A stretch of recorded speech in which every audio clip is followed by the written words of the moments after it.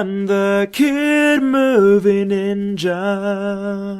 Hi, Internet! And welcome to Kid Movie Ninja with your hosts Fighting Leaf and Husky the Wolf.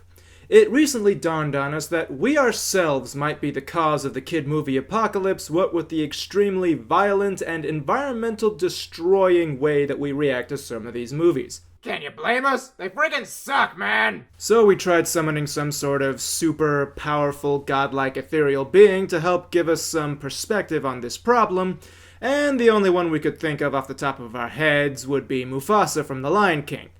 But as it turns out, the movies are extremely vague about how you get them to talk to you. So if we can't count on Mufasa, we gotta count on someone else. And we'll be learning how to do just that in The Lion Guard. He grabbed the wrong box! He grabbed the wrong box! Return of Scar. And yes, I know summoning villains is usually a bad idea, but we're running out of options here, and this is the fate of the world we're talking about. So we start off the film with a bunch of elephants, like you do, and a montage of the Lion Guard going around doing their thing. For anyone coming in late, the Lion Guard is like this rescue police force type thing in the savannah. Which, yeah, they have that now. Well, I suppose that's a good thing, because we have a lot of contenders for Darwin Awards out here. Also, this Cobra guy here gets trampled. Anyway, Ono here, the eyes of the guard, keenest of sight, reports that there are still even more emergencies to deal with. Unbelievable. Kill it with fire! Right. In case any of you don't remember the review of the first episode we saw of this, you should know that we hate Bunga and his stupid, overused catchphrases. Hate all of their stupid catchphrases. They can all die! Not to be hyperbolic about it or anything. Anyway, I say we just let nature run its course and kill off anyone too dumb to live. But no, they got a freaking job to do. And since it's the dry season, there's a problem a minute they gotta deal with. Like hyenas chasing elephants. Why is that bad again? What do you mean? Well, they're supposed to eat meat, right? Circle of life and whatnot. Right, that. Well, the short version is that if these hyenas were to have their way, they would just consume all of the meat around them rather than just take what they need. If left unchecked, they would turn the Pride Lands into just more of their own outlands. So, a desolate land with no trees and just dead stuff? Okay. And if anyone out there doesn't know what we're talking about, watch the freaking Lion King! Anyway, John just seems really desperate for food if he's out attacking freaking elephants. But the Lion Guard shows up and they actually throw a bunch of real tactics at them to drive them away. That's one thing I've come to respect about this show. Yes, it's meant for young children, but they still take the time to form actual viable strategies to solve their problems without just brute forcing their way to victory. Whatever, trample the Cobra again! That guy's misery makes me happy. Anyway, now it's time for some actual plot, or subplot in this case. This is Matmo, voiced by Lynette Dupree. She leads the elephant herd and is now on a quest to find underground water. This puts a lot of pressure on her, and Kion sympathizes. So much so that he goes out and has a freaking heart-to-heart with freaking Mufasa, who is dead! Why does he make it look so easy? Yes, I do have a bit of a problem with how easily Kion can just turn around and speak with him. When he appeared in The Lion King, coming back from the dead to speak to Simba was a really big deal and had a very specific purpose. He was like, hey Gramps, can you help me with the homework? Yes, let me just pierce the veil between life and death really quick. I'll be right over. Okay, thanks! Wait. Anyway, Kion asks Mufasa what we've been asking since the start of the episode. Seems like everybody needs the Lion Guard's help. What did they do before we were here? And we, the audience, never get a clear answer to that question. Instead, we gotta focus on some weirdo in the bushes. This is Makini. She a baboon with no baboon butt. That explains. Yep, that's me. Someday I'll be a royal Mujuzi, knowledge keeper of the Pride Lands, just like him. It's so exciting. And she also never freaking shuts up. She really ought to, though. She's babbling about how cool it is that Kion can talk to the old kings, but Kion tries to get her to stop blurting out what's apparently top secret information. Man, it's a good thing no one else was around to hear all that information she just puked out. Oh wait, I lied! This is the trampled cobra Ushari, voiced by Christian Slater. Gravy, he's almost famous. Then she starts to sing. Oh boy. And open a singing! I'll bet you thought we were going to use the Monty Python clip, didn't you? Anyway, Ono arrives again to mercifully cut this song short because the hyenas are attacking the elephants. Again. No, not really. Now they're after the baboons that have started following the elephants. Well, excuse me, that's not the same thing at all, is it? Man, we're giving this show a hard time, aren't we? You're right. You're right. This episode really isn't that bad so far. The problem is just that there's a lot of these little annoyances scattered throughout that are really easy to nitpick. The other parts, like the action sequences in particular, are good, they're just harder to talk about. So, we're gonna skip to the next part that we actually like. Jaja and his cronies think they got the others cornered, but they're playing right into Kion's hands, because he's about to lay down the roar of the elders. There. Action sequence over, back to plot. We learn that Makini is Rafiki's apprentice in training to become the next Majusi. That has got to be one of the weirder sentences I've ever said on this show. Rafiki concludes that she would be less stupid and dumb if she had her own Bakura staff. Oh, of course. It was so obvious. Just get her a Bakura staff. What the heck is a Bakura staff? Is this show gonna make me do research? Darn it. All I could find on the word Majusi was this definition. A well-informed person. And there's no mention of Bakura staffs outside of Lion Guard wikis. Anyway, Makini's gotta find her own stinking stick. And no singing! Elsewhere, Kion goes to visit his father Simba because he's feeling stressed from his duties. This earns him a song called Path of Honor. This song is dangerously close to country music. I mean, it's not terrible or anything, but most of these songs don't accomplish anything. That was the same problem we had with Return of the Roar, the first episode. The songs were all just really average, but didn't seem to serve much purpose. This one kind of does, but only really in that it makes Kion feel better, which could have been done with a simple pep talk. Which I thought he already had with Mufasa, but hey, what do I know? We're just the audience. Here we go nitpicking again. We liked the show, we really do. Look, we'll show you something we like, okay? Jaja and his gang are hangry as crap right now and want to eat up our buddy Ushari the Cobra. At first, Ushari was planning on blackmailing the lions with the secret information he had picked up, but now he uses it as leverage to convince the hyenas to let him go and work with him. And there you have it. Scar's coming back, baby. And they might be able to avoid catastrophe so long as no one else blurts out any other important information. Hello, Stick. They're dead, aren't they? Yep. Oh, you're a snake, not a stick. No, but I played one in Prince of Egypt. Speaking of Old Testament, I'm getting some serious Genesis vibes from the way he weaves his words around into her brain. I know, right? Flattery, half-truths, all that good stuff. But she interrupts him. A stick is talking to me. Makini has her Harry Potter moment as she has discovered a stick. I say we skip ahead, because we're dragging here. We're gonna have to. We're getting dangerously close to just summing up the episode without actually reviewing it.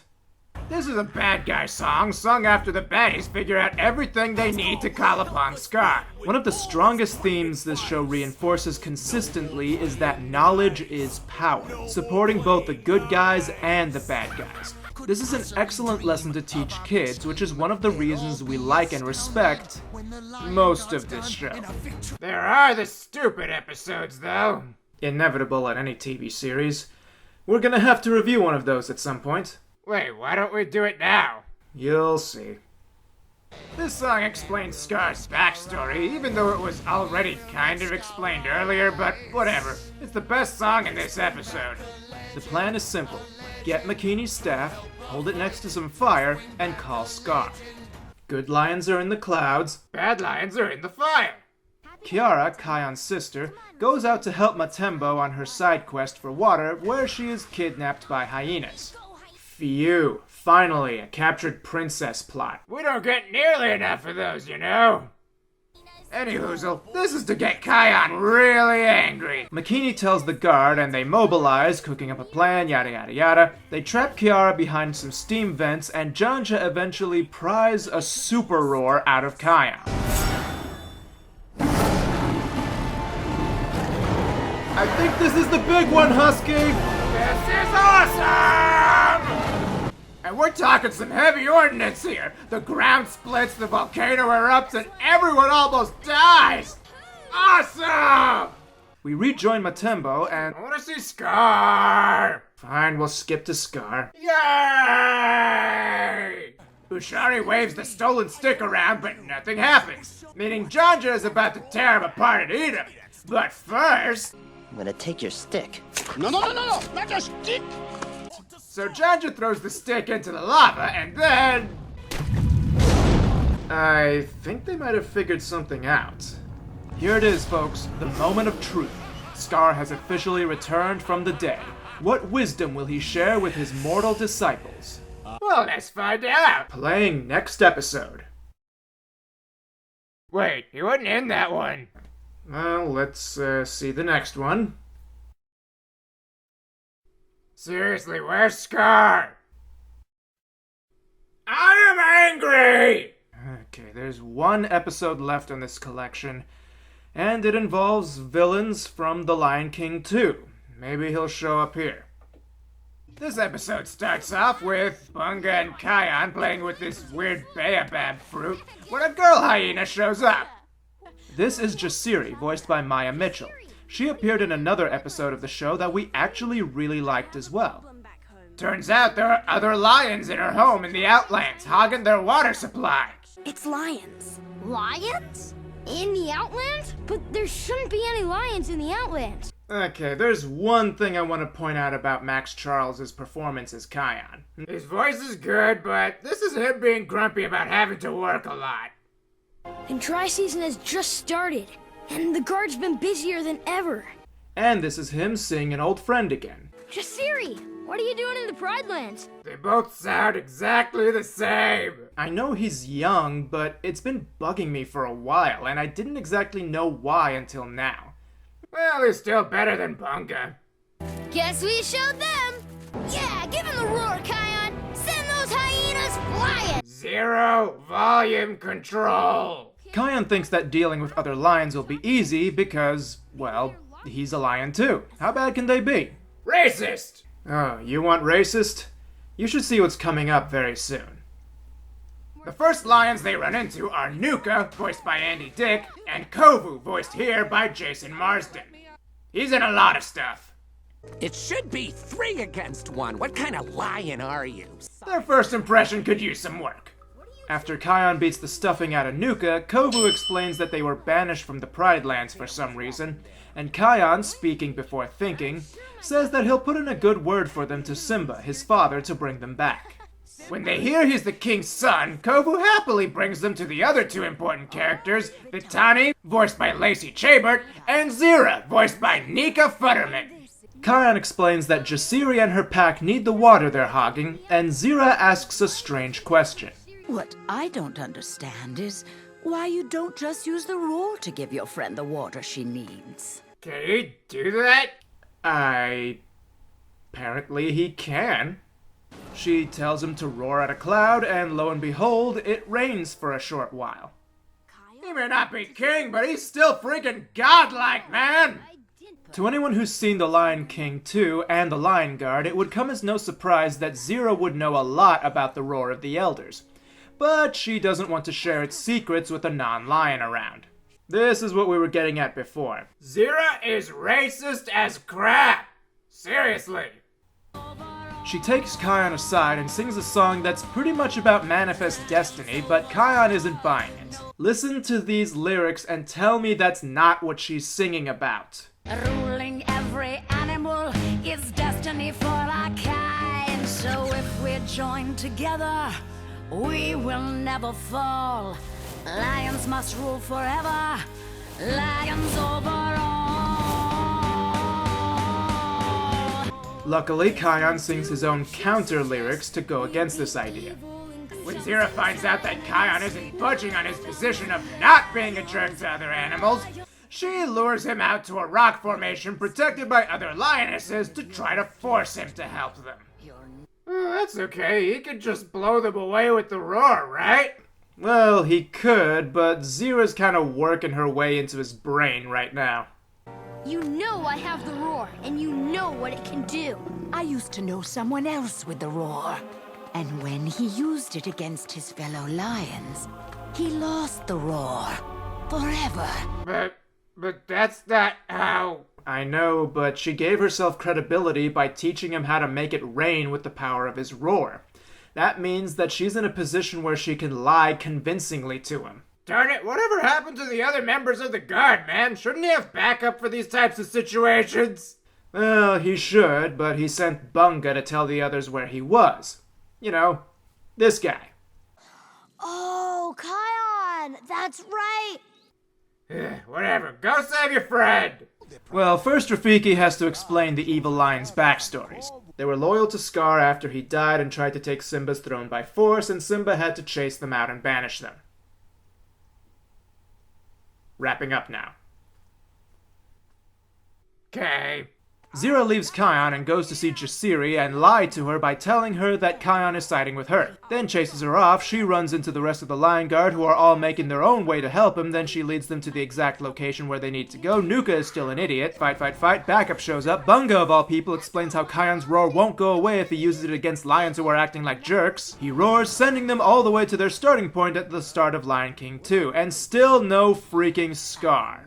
Wait, seriously? Seriously. There were 5 episodes in this collection, and only the first one features Scar in this supposed Rise of Scar.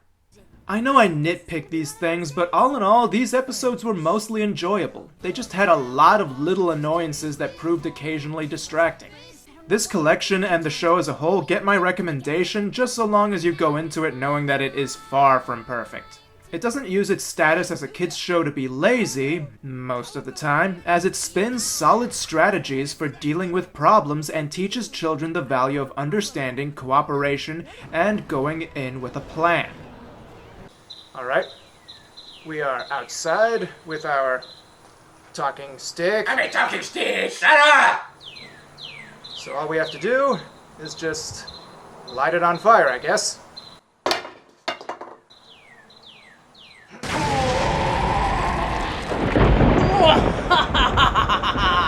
It's me, Scar.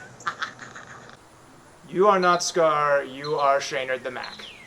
I'm Scar the Mac. Oh, I get it, because we hadn't seen her in a while. We hadn't seen Scar in a while. Same thing. I get it. Whatever. Look, we have a problem. See, we've recently discovered that Husky and I might be the cause of the kid movie apocalypse because environmentalist films keep on making us want to destroy the world. Do you know anything that could help us? Maybe I don't. Maybe I don't.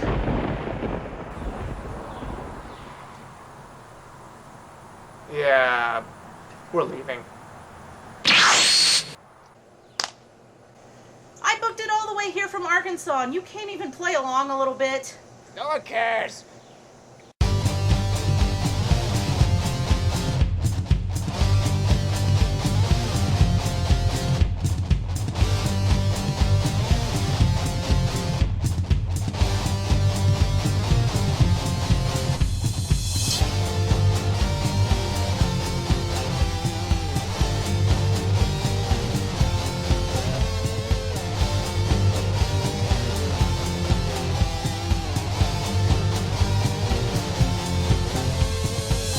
I am the kid movie. movie ninja.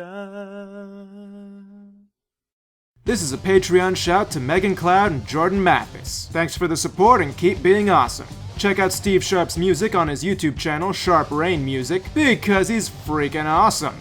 Got something you want to send me? Send it to P.O. Box 82, Prospect, Kentucky 0059. Later, guys, and stay awesome. Now what kind of chucklehead toy y'all to go this away? I found a thing!